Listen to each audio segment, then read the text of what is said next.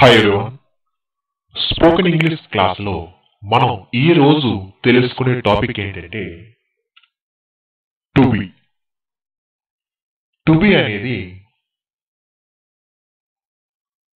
ఎప్పుడు ఎక్కడ ఎలా వాడుతున్నారో ఇంగ్లీష్లో తెలుసుకుందాం. ముందుగా టు బి అంటే చేయవలసిన పనులకు ఉపయోగించడం జరుగుతుంది. చేయవలసిన పనులకు, అలానే అవ్వబోయే లేదా కాబోయే అనే సందర్భంలో ఉపయోగించడం జరుగుతుంది.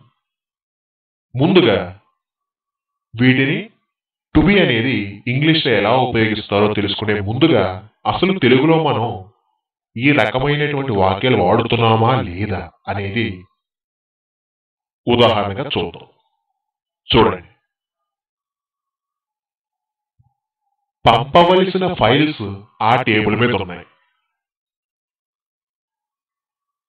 చూడవలసిన లిస్ట్ ఇక్కడ ఉంది. చెయ్యవలసిన పనులు ఇలాగే ఉండిపోయాయి. మాట్లాడవలసిన ఆయన మౌనంగా ఉన్నాడు. తినవలసిన ఐస్ క్రీమ్ ఇదిగో. చూసారా? ఇప్పుడు నేను మీకు ఏవైతే చెప్పానో ప్రతి వాక్యంలోనూ కూడా వలసిన వలసిన వలసిన అని చెప్పి రావడం జరిగింది. చూసారు కదా? ఇలా మీరు చెప్పదలుచుకున్న అంటే చెయ్యదలుచుకున్న ఏ పనికైనా సరే వలసిన అని వచ్చినట్లయితే టు బి వాడాలండి. నెక్స్ట్ రెండో మోడల్ ఏంటంటే అవ్వబోయే అని ఇచ్చాను. ఏంటి అవ్వబోవడం అంటే చూడండి, అతడు డాక్టరు అవ్వబోతున్నాడు లేదా ఆమె డాక్టరు కాబోతుంది. ఇలా మాట్లాడుతూ ఉంటాం. అతడు డాక్టర్ అవ్వబోతున్నాడు, ఆమె డాక్టర్ అవ్వబోతుంది, ఇలా మాట్లాడుతుంటాం కదా.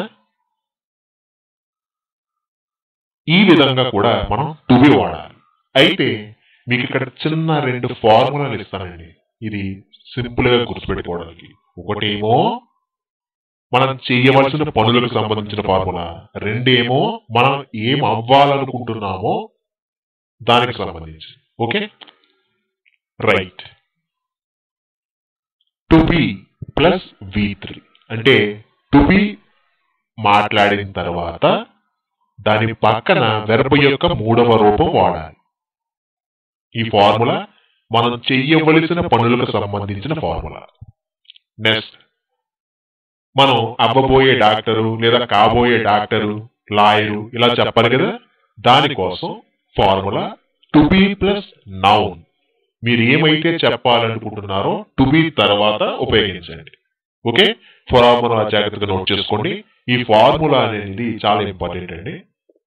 ఓకే, ఇప్పుడు టు బి ప్లస్ V3 ఉపయోగించి వాక్యాలు ఎలా చెప్తున్నామో తెలుసుకోము. ఓకే,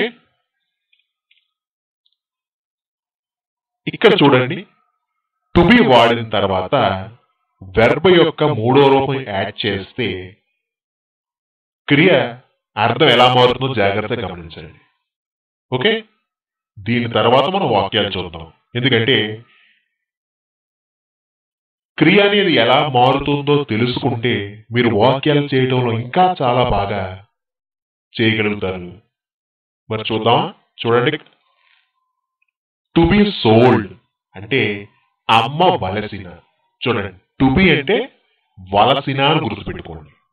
అప్పుడు టు బి తర్వాత స్థానం ఏంటి? వెర్బ్ యొక్క మూడో రూపం సోల్డ్. సోల్డ్ అంటే అమ్మేను అని చెప్పాలి, పాస్ట్ కాబట్టి. కానీ ఇక్కడ ఏమైంది? సోల్డ్ కి ముందు టు బి చేర్చడం వలన అమ్మవలసిన అనిగా మారిపోయింది. చూస్తారు కదా ఎలా మారిందో. నెక్స్ట్ టు బి సెంట్ పంపవలసిన, టు బి డన్ చేయవలసిన, టు బి హెల్డ్ జరగవలసిన, టు బి టేకెన్ తీసుకోవలసిన. నెక్స్ట్ మరికొన్ని, టు బి సీన్ చూడవలసిన, టు బి ఈటెన్ తినవలసిన, టు బి మ్యారీడ్ పెళ్లి కావలసిన, టు బి ప్లైడ్ ఆడవలసిన, టు బి రిలీజ్డ్ విడుదల కావలసిన. చూసారు కదా? వెర్బ్ యొక్క మూడో రూపానికి ముందు మనం టు బి చేర్చడం వలన తెలుగు అర్థాలు ఎలా మారినేవో, అయితే వీటిని వాక్యాలలో ఉపయోగిస్తే ఎలా మాట్లాడాలో ఇప్పుడు నీకు చూపించబోతున్నాను. జాగ్రత్తగా చూసి నేర్చుకోండి, ఎందుకంటే ఇవి చాలా ఇంపార్టెంట్ అండి. టాపిక్ చిన్నదైనా కూడా మనం ప్రతిరోజు మాట్లాడుతున్న టాపిక్లు ఇవి. ఓకే, చూడండి. పంపవలసిన ఈమెయిల్స్ 5 ఉన్నాయి. ఇంగ్లీష్లో there are 5 emails to be sent. పంపవలసిన అన్నాం కాబట్టి టు బి సెంట్ అని చెప్పడం జరిగింది. అయితే ఇక్కడ వాక్యం స్టార్టింగ్ లో గమనిస్తే దేర్ వాడామండి. ఎందుకు వాడాం తెలుసు కదా. ప్రీవియస్ క్లాస్ లో నేను దేర్కు సంబంధించి ప్రత్యేకమైన ఒక వీడియో చేయడం జరిగింది. ఆ వీడియోలో ఒక వాక్యం మనం మాట్లాడేటప్పుడు దేర్ అనేది స్టార్టింగ్ లో వస్తే తెలుగు అర్థం ఎలా ఉంటుంది, అదే ఆ వాక్యం మధ్యలో దేర్ వస్తే అర్థం ఎలా వస్తుంది, ఇక వాక్యం చివరిలో దేర్ ఉపయోగించాల్సి వస్తే అర్థం ఎలా మారుతుంది అనేది క్లియర్ గా ఎక్స్ప్లెయిన్ చేశాను. ఎవరైనా చూడకపోయినట్లయితే ఆ వీడియో చూడండి. ఓకే, ఈ వీడియో మాత్రం మీరు to be sent, to be eaten వీటిపైనే, అంటే టు బి ప్లస్ బి3 వెర్బ్ యొక్క మూడో రూపం. ఈ ఫార్ములా ప్రకారం మనం వెళ్తున్నాం, దీనిపైనే దృష్టి పెట్టాలి. ఓకే, నెక్స్ట్, నా దగ్గర అమ్మవలసిన కలర్ టీవీ ఉంది. జనరల్ గా నా దగ్గర కలర్ టీవీ ఉంది అని చెప్పాలి అంటే I have a colour TV. ఇది ఆల్రెడీ మనకు తెలుసు, హ్యావ్ గురించి నేర్చుకున్నాం ప్రీవియస్ క్లాస్ లో. కానీ ఇక్కడేమన్నాం, నా దగ్గర అమ్మవలసిన కలర్ టీవీ ఉంది కాబట్టి I have a colour TV to be sold. To be sold అంటే అమ్మవలసిన. నెక్స్ట్, వచ్చే నెల పరీక్షలు జరగవలసి ఉన్నవి. ఇంగ్లీష్లో the exams are to be held. ఇప్పుడు వచ్చే నెలలో, next month. The exams are to be held next month. To be held జరగవలసిన. నెక్స్ట్, విడుదల కావలసిన సినిమాలు ఎన్నున్నాయి. ఇంగ్లీష్లో how many films are there to be released. How many films are there to be released. To be released అంటే విడుదల కావలసిన. యామిని పెళ్లి కృష్ణతో జరగవలసి ఉంది. ఇంగ్లీష్లో Yamini is to be married to Krishna. Yamini is to be married to Krishna. To be married పెళ్లి కావలసిన.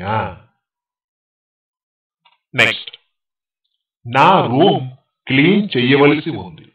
My room is to be cleaned. My room is to be cleaned. To be cleaned అంటే క్లీన్ చేయవలసిన, అంటే శుభ్రం చేయవలసిన. నెక్స్ట్, నా బట్టలు ఉతకవలసి ఉంది. ఇంగ్లీష్లో my clothes are to be washed. My clothes are to be washed. Next, ఇక్కడ కట్టవలసిన ఇల్లు కృష్ణ గారిది. ఇంగ్లీష్లో the building to be constructed here belongs to mister Krishna. The building to be constructed here belongs to mister Krishna. Next, post చేయవలసిన ఉత్తరం నేను ఎక్కడో పెట్టి మర్చిపోయాను. నేను మర్చిపోయానంటే, ఎక్కడో పెట్టి మర్చిపోయానంటే ఐ మిస్ప్లేస్డ్. ఏంటి ఉత్తరం?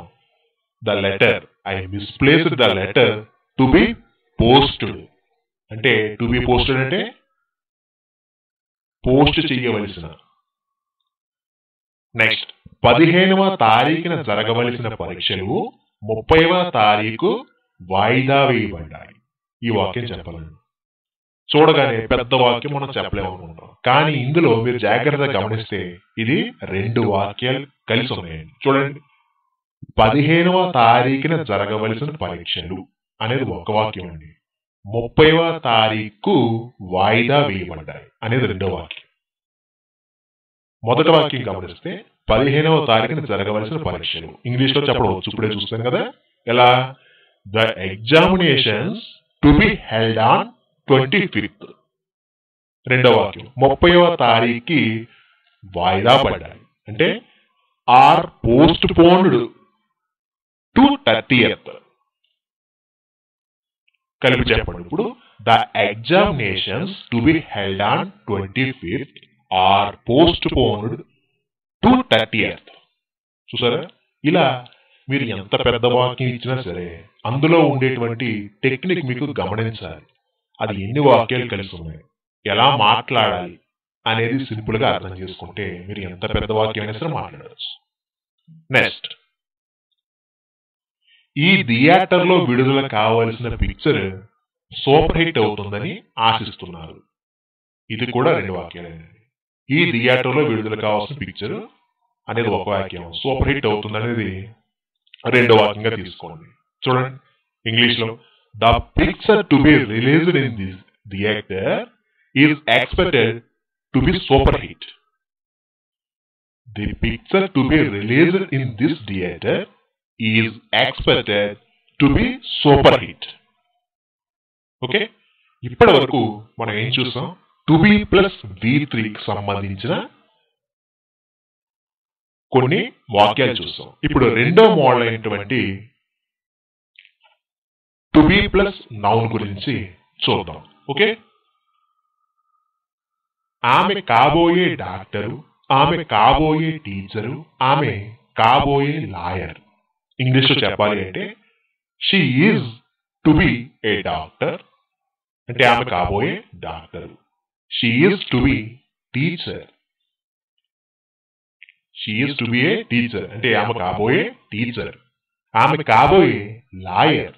She is to be A lawyer. చూసారు కదా, ఇలా అవ్వబోయేదానికి మీరు నౌన్స్ యాడ్ చేసుకుంటూ వెళ్ళండి. వాళ్ళు ఏం అవ్వుతున్నారో అనేది చెప్పే సందర్భం ఇది. ఇక్కడ నేను షీ మాత్రమే తీసుకున్నాను, మీరు మిగిలినవి సబ్జెక్టులన్నీ వాడి చెప్పాలి. ఓకే, రెండు ఫార్ములాలు మీకు బాగా అర్థమయ్యాయి అనుకుంటున్నాను. కాబట్టి ఇక్కడ మీకు చిన్న టెస్ట్ అని అనుకోండి.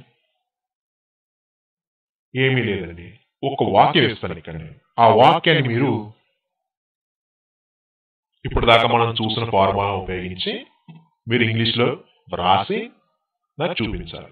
అంటే కామెంట్ బాక్స్ లో మీరు తెలియచేయాలి. ఓకే, అది కరెక్టా కాదా అనేది నేను మీకు చెప్తాను జరుగుతుంది.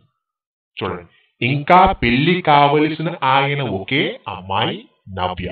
మరొకసారి చెప్తున్నాను చూడండి, ఇంకా పెళ్లి కావలసిన ఆయన ఒకే అమ్మాయి నవ్య.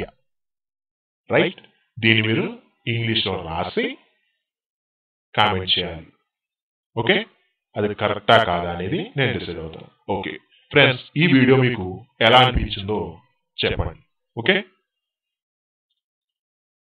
నచ్చకపోతే కనుక ఎందుకు నచ్చలేదో రీజన్ రాయండి, అంతేగాని బాలేదు లేదంటే నచ్చితే ఓకే ఇలా కాకుండా క్లియర్ గా రాశారనుకోండి, ఎందుకు నచ్చలేదు లేదంటే ఏదైనా వాక్యం తప్పుగా ఉందనుకోండి, సరే ఈ వాక్యం ఇక్కడ తప్పుగా ఉంది, ఆ వాక్యం ఇలా రాస్తే బాగుంటుందేమో అని చెప్పి మీరు కామెంట్ చేయాలి. ఓకే, అలా చేస్తే మా నెక్స్ట్ వీడియోలో అలా పొరపాట్లు జరగకుండా చూసుకోవడం జరుగుతుంది. ఓకేనా ఫ్రెండ్స్, అయితే ఇక్కడ మీరు టు బి ఉపయోగించి రెండు ఫార్ములాలు చూసాం. ఇవే కాదండి, ఇంకా టు బి తరువాత ఇప్పుడు మీరు ఎలా అయితే వెర్బ్ నౌన్ ఉపయోగించారో అలానే యాడ్జెక్టివ్, ఫ్రేజల్ ప్రిపోజిషన్స్ ఇంకా ఉపయోగిస్తారండి. ఇంకా ఉన్నాయి. అయితే అన్ని కూడా ఒకే వీడియోలో చెప్పేస్తే మనం గందరగోళంగా అయిపోతున్నాం. దానికోసమే రెండు ఫార్ములాలు మాత్రం చెప్పాను. మరలా నెక్స్ట్ వీడియోలో టు బి ఉపయోగించి మరికొన్ని టెక్నిక్స్ చూద్దాం. Okay right.